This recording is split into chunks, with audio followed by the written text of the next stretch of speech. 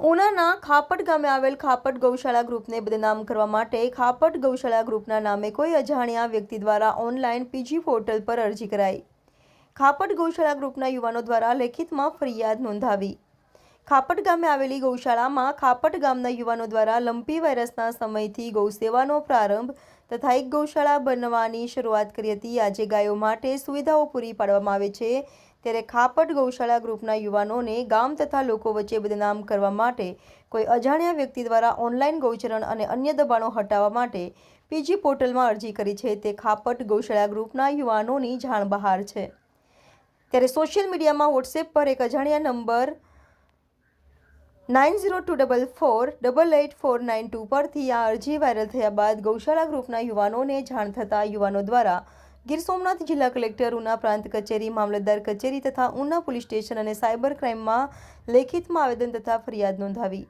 ખાપટ ગૌશાળા ગ્રુપના નામે પીજી પોર્ટલમાં જાણ બાદ બદનામ કરવા અરજી નોંધાતા ગ્રુપના યુવાનો રોષે ભરાયા। કાયદેસરની કાર્યવાહી કરવા માંગ।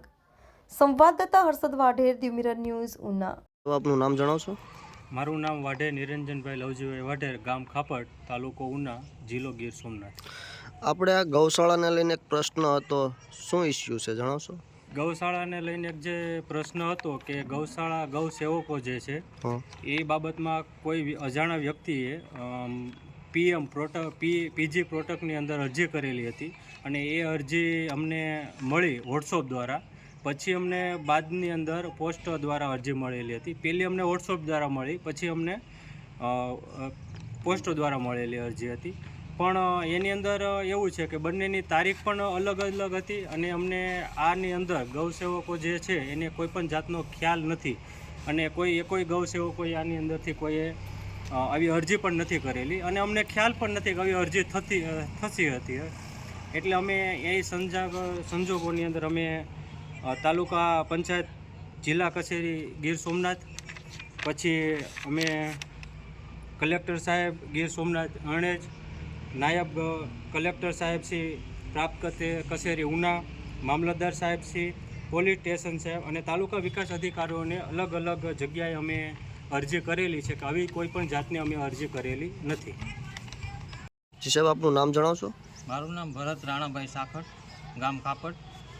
અમારા અહીંયા એક પ્રશ્ન છે કે ગૌસેવકોએ બધા એવી થઈને નોટિસ આપી ગામમાં પેશકદમી હટાવવા માટે, અમે એવી કોઈ અરજી આપેલી નથી ને ગામમાં પેશકદમી નીકળે અથવા ન નીકળે અમારે કોઈ જાતની લેવા દેવા નથી ગૌરક્ષકોને।